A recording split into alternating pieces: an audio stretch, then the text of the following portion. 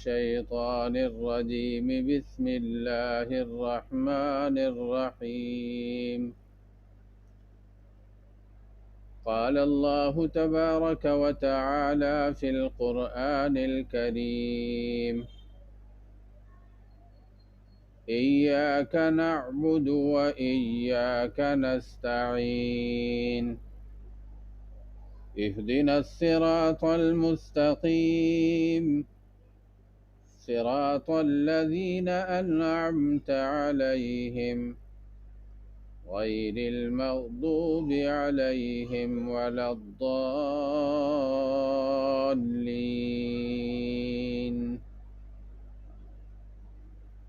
صدق اللہ العظیم. میرے محترم سامعین،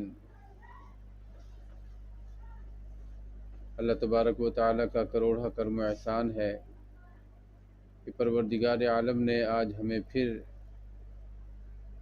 کلام اللہ کو سننے اور سنانے کی توفیق عطا فرمائی ہے. پروردگار عالم مجھے صحیح اور حق بیان کرنے کی توفیق عطا فرمائے، ہم سب کو سن کر سنا کر اس پر عمل کرنے کی توفیق عطا فرمائے. میں نے گزشتہ درس میں سورہ فاتحہ کی ابتدائی 3 آیات کے بارے میں عرض کیا تھا. ان کا ترجمہ اور کچھ مختصر تعارف ان آیات کے ضمن میں بیان کیا گیا تھا کہ تمام تعریفیں اللہ جل شانہ کے لیے ہیں جو تمام جہانوں کے پالنے والے ہیں. الرحمن الرحیم، اور ان کی صفت رحمان جن و انس، ملائکہ اور ہر قسم کی مخلوق کو شامل ہے. اور یہ ایسی صفت ہے کہ یہ صرف اللہ تبارک و تعالیٰ کے ساتھ ہی خاص ہے اور کسی اس کی مخلوق میں اس کا پایا جانا ممکن نہیں ہے. اور صفت رحیم ایسی صفت ہے کہ وہ کسی انسان کے اندر پائی جا سکتی ہے، جیسے نبی کریم صلی اللہ علیہ وسلم کے بارے میں ارشاد فرمایا گیا: لَقَدْ جَاءَكُمْ رَسُولٌ مِّنْ أَنفُسِكُمْ عَزِيزٌ عَلَيْهِ مَا عَنِتُّمْ حَرِيصٌ عَلَيْكُمْ بِالْمُؤْمِنِينَ رَءُوفٌ رَحِيمٌ. تو صفت رحیم کو نبی کریم صلی اللہ علیہ وسلم کی طرف منسوب فرمایا گیا. اور پھر آگے فرمایا گیا تھا: مالک یوم الدین، وہ اللہ وہ ہے جو روز جزا کا مالک ہے کہ جس دن ہر انسان کے اعمال کا حساب کیا جائے گا. اور حدیث پاک میں آتا ہے کہ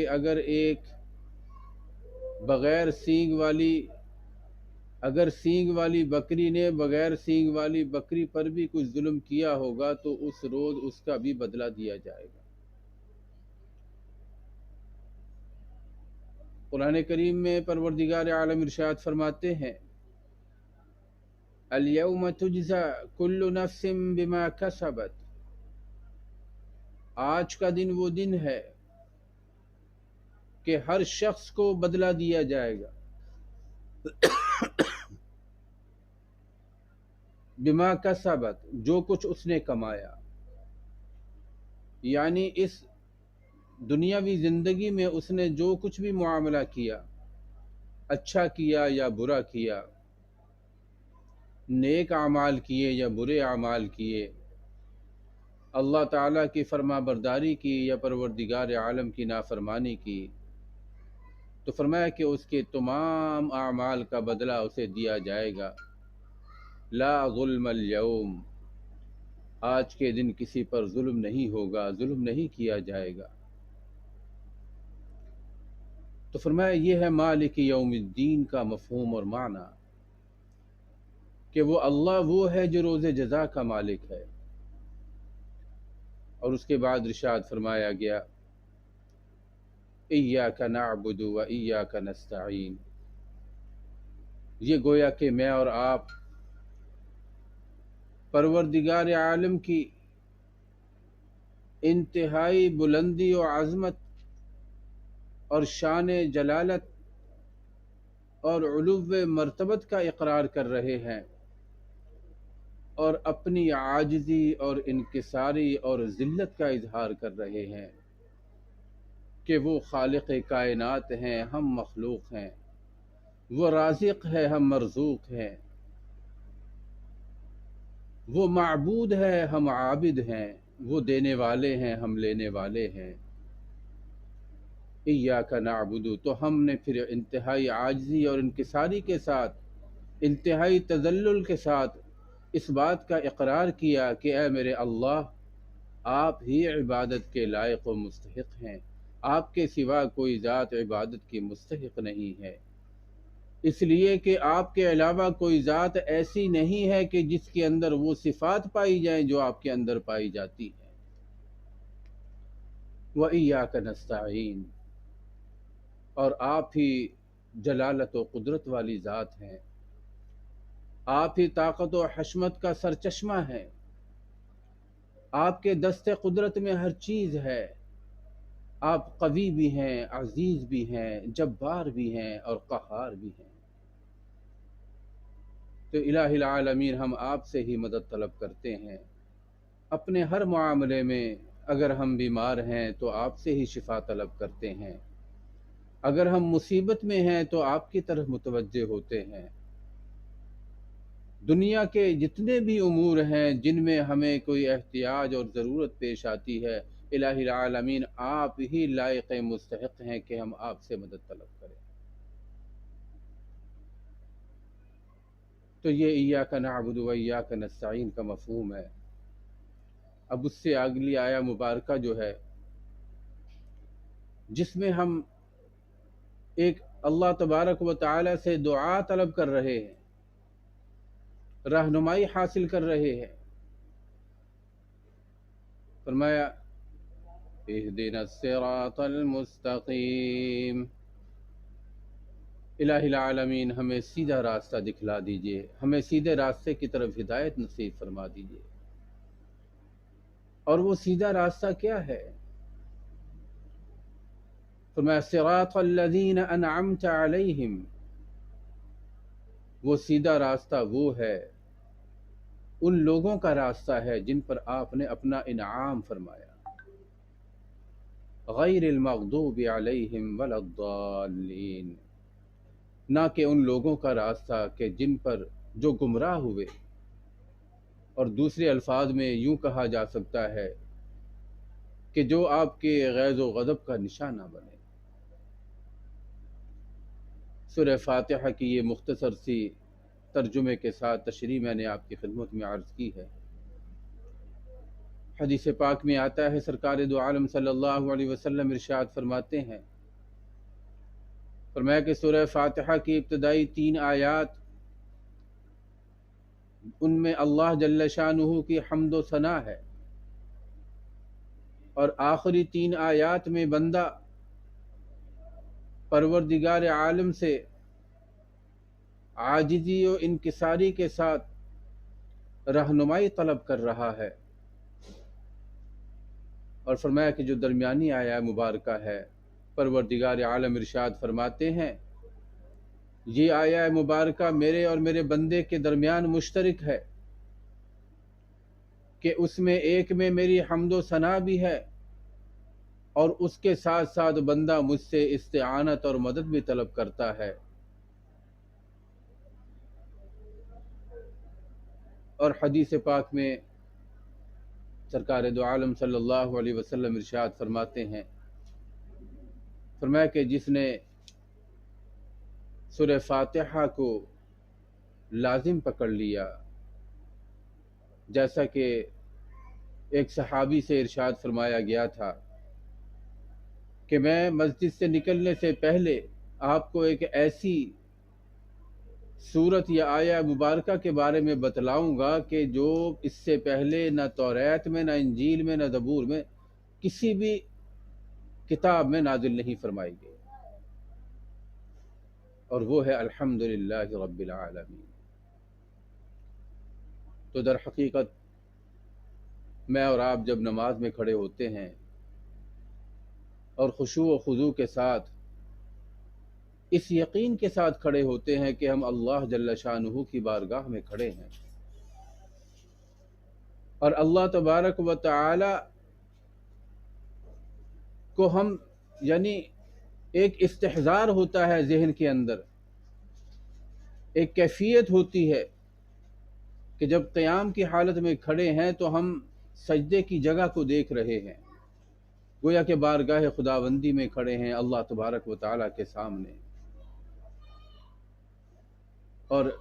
نماز کی کیفیت کے بارے میں حدیث پاک میں سرکار دو عالم صلی اللہ علیہ وسلم سے جب صحابہ کرام رضوان اللہ تعالی علیہم اجمعین نے سوال عرض کیا، یا رسول اللہ صلی اللہ علیہ وسلم مل احسان، احسان کیا ہے؟ تو سرکار دو عالم صلی اللہ علیہ وسلم نے ارشاد فرمایا، الاحسان ان تعبد اللہ کأنک تراہ، فرمایا کہ احسان یہ ہے کہ جب تم اللہ جل شانہ کی عبادت کرو، کأنک تراہ، گویا کہ تم اللہ جل شانہ کو دیکھ رہے ہو، فإن لم تکن تراہ، لیکن فرمایا کہ اگر تمہارا یقین اس درجے کا نہیں ہے، اتنا کامل نہیں ہے، فإن لم تکن تراہ، پس اگر تم اللہ جل شانہ کو نہیں دیکھ رہے، فإنہ یراک، تو تمہارا یہ یقین ضرور ہونا چاہیے کہ اللہ تبارک و تعالی تمہیں دیکھ رہے ہیں، تمہارے ہر عمل سے واقف و باخبر ہیں، تمہاری ہر کیفیت سے واقف و باخبر ہیں، تمہارے ذہن میں اٹھنے والی سوچ، تمہارے دل میں پیدا ہونے والا خیال، اور فرمایا کہ وہ اللہ جل شانہ تو وہ ہیں کہ جو پتھر کے اندر چھپے ہوئے کیڑے کی حالت و کیفیت سے بھی واقف ہیں اور وہاں پر اسے رزق بہم پہنچاتے ہیں۔ تو فرمایا کہ جب ہم نماز کی حالت میں کھڑے ہوں تو جب سورہ فاتحہ کی تلاوت کر رہے ہوں اور اس کے ساتھ ساتھ یہ ترجمہ بھی ہمارے ذہن میں آ رہا ہو اور اس کو ہم سمجھ کر پڑھ رہے ہوں، تو پھر ہمارے سامنے اللہ جل شانہ کی عظمت و کبریائی، اللہ جل شانہ کی جلالت اور بزرگی ہونی چاہیے، اور اس استحضار کے ساتھ، اس خشوع و خضوع کے ساتھ جب ہم نماز کی ادائیگی کریں گے تو حدیث پاک میں آتا ہے، ایک غزوہ میں فرمایا ایک صحابی رضی اللہ عنہ وہ پہرے پر مامور تھے، کفار کی طرف سے تیر آ رہے تھے، ایسے میں نماز کا وقت ہوا، انہوں نے نماز کی نیت باندھ لی، اور فرمایا کہ نیت باندھنے کے بعد جب وہ نماز کی ادائیگی فرما رہے تھے تو اسی اثنا میں دشمنوں کے تیر نے آپ کے سینے کو چھلنی کر دیا۔ لیکن روایت میں آتا ہے، فرمایا کہ وہ صحابی بدستور اپنی نماز کو اسی طرح ادا فرماتے رہے، گویا کہ انہیں اس چیز کا احساس ہی نہیں تھا کہ ان کے سینے میں تیر پیوست ہو چکا ہے۔ اور یہ کیفیت، یہ ایسی ہی بے خودی کی کیفیت ہے کہ وہ تو دنیا کے بادشاہوں کے بادشاہ ہیں۔ اگر ہم دنیا میں کسی عام بڑے انسان کی محفل میں یا کسی وزیر اعظم یا صدر کے دربار میں چلے جائیں تو وہاں پر ہمیں اس بات کا ہوش نہیں رہتا، ہمیں اپنی تکلیف کا احساس نہیں ہوتا، ہم 100% اس کی طرف متوجہ ہوتے ہیں۔ لیکن فرمایا کہ یہ بادشاہوں کے بادشاہ ہیں، تو وہ صحابی رضی اللہ عنہ نماز کی ادائیگی فرما رہے ہیں، اور فرمایا کہ نماز کی ادائیگی میں وہ اتنے منہمک تھے، ان کے اندر اتنا خشوع و خضوع تھا، اور وہ بارگاہ خداوندی میں اتنے ڈوبے ہوئے تھے کہ انہیں اس چیز کا احساس نہیں ہوا کہ ان کے سینے میں تیر لگ چکا۔ تو میرے عرض کرنے کا مقصد یہ ہے کہ جب ہم نماز کی کیفیت میں ہوں اور اللہ جل شانہ کی بڑائی بیان کر رہے ہوں تو پھر ممکن نہیں ہے کہ میرا اور آپ کا ذہن جو ہے دنیاوی معاملات کی طرف جائے، اور اگر جاتا ہے تو یقیناً پھر یہ شیطان کی طرف سے مجھ پر اور آپ پر حملہ ہوتا ہے۔ ہم جب نماز شروع کرتے ہیں تو ہم کہتے ہیں اللہ اکبر، اور اس اللہ اکبر کو تکبیر تحریمہ کہا جاتا ہے۔ تکبیر تحریمہ، تحریمہ حرام سے ہے کہ وہ تکبیر جو کہنے کے بعد اب دنیاوی چیزیں، دنیاوی معاملات آپ کے لیے حرام ہو چکے ہیں۔ پہلے آپ کھا بھی سکتے تھے، پی بھی سکتے تھے، بات بھی کر سکتے تھے، ادھر ادھر دیکھ بھی سکتے تھے، گفتگو بھی کر سکتے تھے، کسی کی بات کا جواب بھی دے سکتے تھے، چل بھی سکتے تھے، اٹھ بھی سکتے تھے، بیٹھ بھی سکتے تھے، اور دیگر معاملات نپٹا سکتے تھے۔ لیکن فرمایا کہ جب تکبیر تحریمہ کہہ دی گئی، اللہ اکبر کہہ دیا گیا، تو فرمایا کہ اس کے بعد پھر دنیاوی معاملات آپ کے لیے حرام ہو گئے۔ اب آپ دنیا سے نکل کر اپنے پروردگار کی بارگاہ میں آ گئے، اور وہاں پھر انتہائی عاجزی اور ذلت کے ساتھ آپ نے اپنی عرض پیش کرنی ہے۔ ایاک نعبد و ایاک نستعین، یا الہ العالمین، ہم آپ کی عبادت کرتے ہیں اور آپ ہی سے مدد طلب کرتے ہیں، اور پھر اپنی طلب پیش کرنی ہے، اپنا مدعا بیان کرنا ہے۔ اہدنا الصراط المستقیم صراط الذین انعمت علیہم غیر المغضوب علیہم ولا الضالین، کہ یا اللہ ہمیں ہدایت کا راستہ نصیب فرما دیجئے، ان لوگوں کا راستہ جن پر آپ نے انعام فرمایا، نہ کہ ان لوگوں کا راستہ جن پر آپ کا غضب نازل ہوا۔ اور مجھے اور آپ کو معلوم ہے کہ انعام یافتہ لوگ کون ہیں۔ قرآن کریم میں ارشاد فرمایا گیا، وَمَن يُطِعِ اللَّهَ وَالرَّسُولَ فَأُولَئِكَ مَعَ الَّذِينَ أَنْعَمَ اللَّهُ،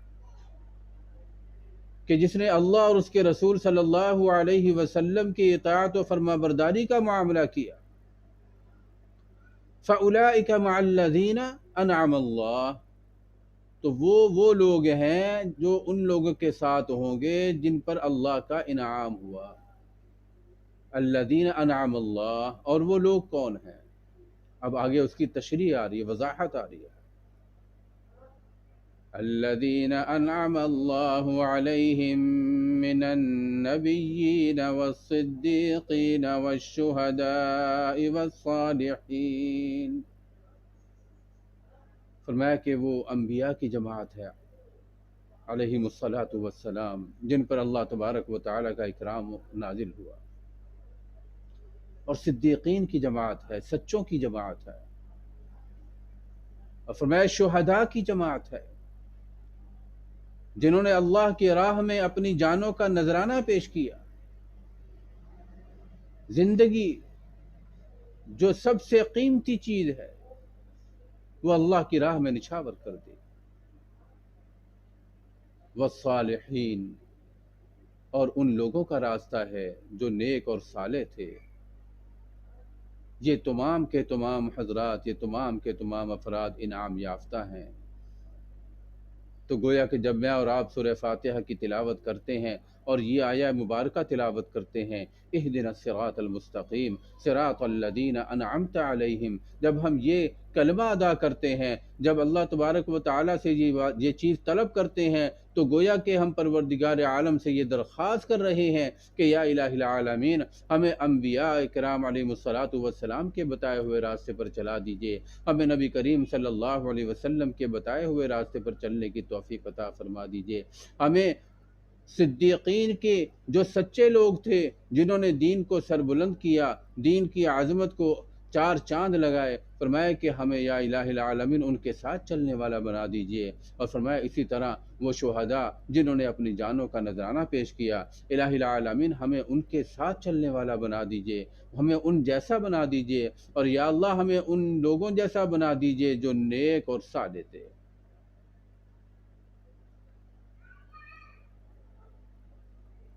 الصالحین انعم اللہ علیہم من النبیین والصدیقین والشہداء والصالحین وحسن اولئک رفیقا۔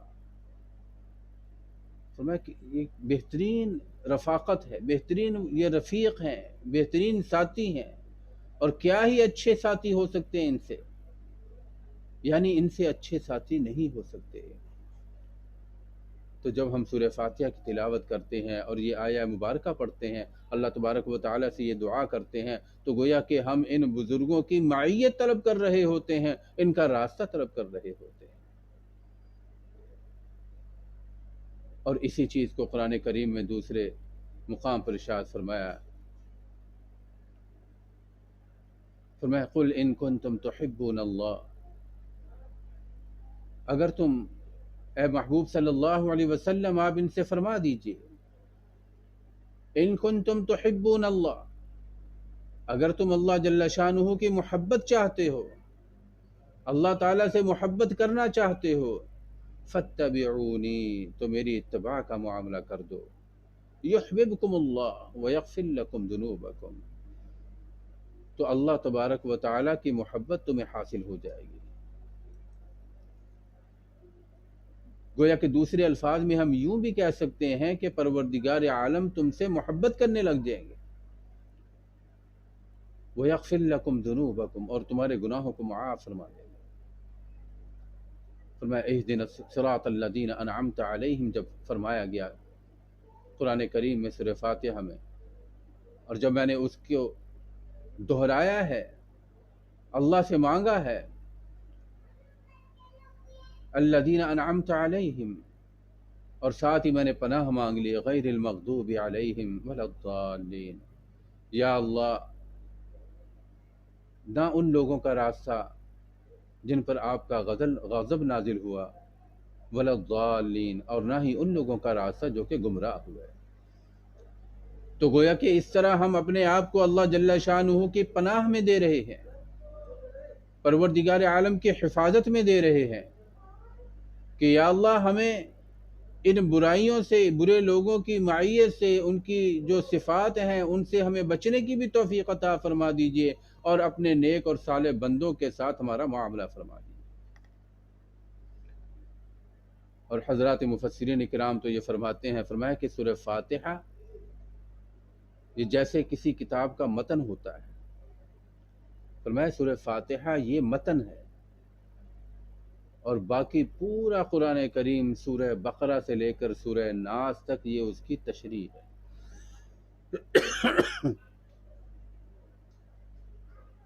سورہ بقرہ سے لے کر سورہ ناس تک اس کی تشریح ہے۔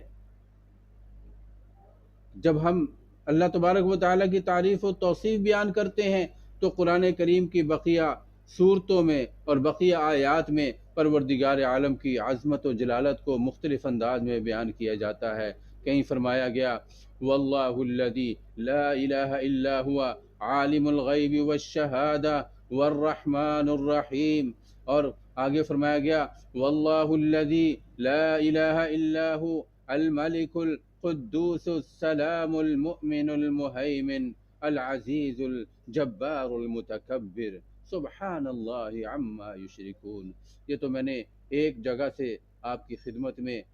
اللہ جل شانہ کی جو صفات ہیں ان میں سے چند صفات بیان کی، جو سورہ فاتحہ کا جواب ہے، اس کی تشریح ہے۔ اور بعض حضرات مفسرین کرام یہ فرماتے ہیں، فرمایا کہ سورہ فاتحہ در حقیقت ایک دعا ہے، اور پورا قرآن کریم اس دعا کا جواب ہے۔ جب ہم نے دعا مانگی اہدنا الصراط المستقیم، یا اللہ ہمیں سیدھا راستہ دکھلا دیجئے، تو فرمایا کہ وہ سیدھا راستہ دکھلانے کے لیے پھر پروردگار عالم نے اپنے پاک کلام میں کہیں انبیاء کرام علیہم الصلاۃ والسلام کے واقعات کو مختلف انداز میں، ان کی زندگیوں کے مختلف پہلوؤں کو مختلف انداز میں بیان فرما کر میری اور آپ کی رہنمائی فرمائی ہے، اور اسی ضمن میں سرکار دو عالم صلی اللہ علیہ وسلم کی سیرت طیبہ کا قرآن کریم میں ذکر فرمایا، اور ذکر فرمانے کے بعد ان کے ذریعے میری اور آپ کی رہنمائی فرمائی گئی ہے، اور فرمایا اور پھر ان لوگوں کا ذکر کرنے کے بعد کہ جن پر اللہ تبارک و تعالی کا غضب نازل ہوا، جو گمراہ ہوئے، گویا کہ پروردگار عالم اس امر کی جانب مجھے اور آپ کو متوجہ فرما رہے ہیں کہ دیکھو یہ میرے انعام یافتہ لوگ ہیں، اور یہ وہ لوگ ہیں جن پر میرا غضب نازل ہوا، جو گمراہ ہوئے، جنہوں نے میرے راستے کو جھٹلایا، جنہوں نے میرے راستے کو چھوڑ دیا، جنہوں نے میرے نبیوں کو قتل بھی کیا اور ان کو ایذائیں بھی دی، انہیں تکالیف بھی پہنچائی۔ تو پروردگار عالم نے گویا کہ اس دعا کا جواب پورا قرآن کریم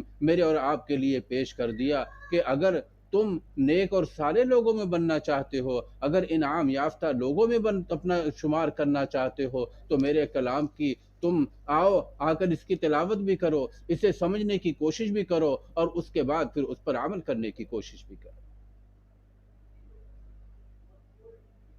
صراط الذین انعمت علیہم غیر المغضوب علیہم ولا الضالین۔ تو پورا قرآن کریم گویا کہ اس کا جواب ہے، اور انشاءاللہ ہم آہستہ آہستہ تھوڑا تھوڑا کر کے یہ جواب بھی سنیں گے، دیکھیں گے کہ وہ انعام یافتہ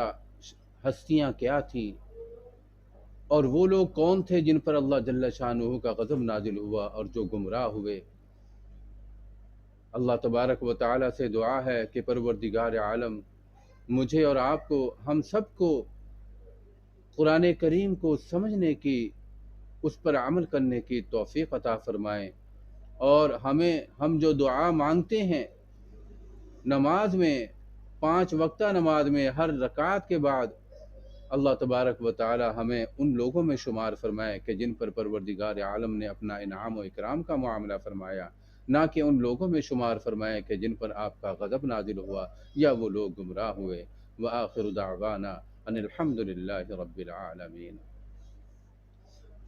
الحمد للہ رب العالمین والعاقبۃ للمتقین، والصلاة والسلام على افضل الانبیاء والمرسلین وعلى آلہ الطیبین الطاہرین۔ اللهم ربنا ظلمنا أنفسنا وإن لم تغفر لنا وترحمنا لنكونن من الخاسرين. اللهم ربنا اغفر لنا ولإخواننا الذين سبقونا بالإيمان ولا تجعل في قلوبنا غلا للذين آمنوا ربنا إنك رؤوف رحيم۔ الہ العالمین ہمارے تمام صغیرہ کبیرہ گناہوں کو معاف فرما دیجئے، ہماری غلطیوں سے درگزر فرما دیجئے، اعمال صالحہ کی توفیق عطا فرما دیجئے، اعمال بد سے محفوظ فرما دیجئے۔ آمین۔ العالمین ہم نے جو سنایا یا اللہ اس میں کوئی کمی کوتاہی ہو اپنے معاف فرما دیجئے۔ الہ آمین۔ العالمین سننے سنانے کو اپنی بارگاہ میں شرف قبولیت سے نواز دیجئے۔ یا اللہ اس سننے آمین۔ سنانے کی برکت سے ہماری زندگیوں کو یا اللہ اپنے محبوب صلی اللہ علیہ وسلم کے طریقوں پر چلنے والا بنا دیجئے۔ الہ آمین۔ العالمین یا اللہ جو لوگ آج ہم میں موجود ہیں، یا اللہ ان سب کی مغفرت کا معاملہ فرما دیجئے، یا اللہ ان کے درجات کو بلند فرما دیجئے۔ یا اللہ سامعین و حاضرین میں سے جن کے بڑے اس دنیا سے جا چکے ہیں، کسی کے والدین، کسی کے بہن بھائی، کسی کے چچا تایا، کوئی بڑے نانا دادا، عزیز و اقارب، والدہ والد، یا اللہ جو بھی اس دنیا سے جا چکے ہیں، یا اللہ ان سب کی مغفرت کا معاملہ فرماتے ہوئے ان کے درجات کو بلند فرما دیجئے۔ آمین۔ الہ العالمین یا اللہ جو حاضرین و سامعین یہاں موجود ہیں، یا اللہ ان سب کو صحت کاملہ عاجلہ مستمرہ عطا فرما دیجئے۔ الہ العالمین ان کی تمام جائز حاجات کو پورا فرما دیجئے۔ اے میرے اللہ آج کے اس پرفتن دور میں دین پر چلنا بہت مشکل ہے، یا اللہ دین پر چلنا ہمارے لیے آسان فرما دیجئے۔ الہ العالمین ہماری اولاد کو نیک اور صالح بنا دیجئے، یا اللہ ہماری اولاد کو نیک اور صالح بنا دیجئے۔ الہ العالمین ان کی حفاظت کا معاملہ فرما دیجئے۔ اے میرے اللہ آج ہم جس بیماری میں مبتلا ہیں یا اللہ یہ جو بیماری جو ہم پر عفریت کی طرح جھپٹ رہی ہے، اے میرے اللہ اپنے فضل و کرم سے ہماری حفاظت کا معاملہ فرما دیجیے، تمام مسلمانوں کی حفاظت کا معاملہ فرما دیجیے، یا اللہ تمام انسانوں کی حفاظت کا معاملہ فرما دیجیے، اے میرے اللہ روز قیامت حضور نبی کریم صلی اللہ علیہ وسلم کی شفاعت نصیب فرما دیجیے۔ اللهم ربنا ظلمنا أنفسنا وإن لم تغفر لنا وترحمنا لنكونن من الخاسرين. اللهم ربنا آتنا في الدنيا حسنة وفي الآخرة حسنة وقنا عذاب النار. اللهم إنا نجعلك في نحورهم ونعوذ بك من شرورهم.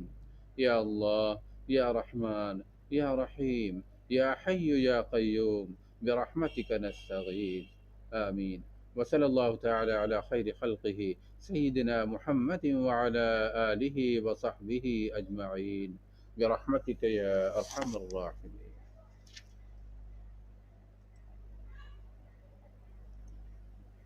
جزاک اللہ. السلام عليكم ورحمة الله وبركاته. وعلیکم السلام.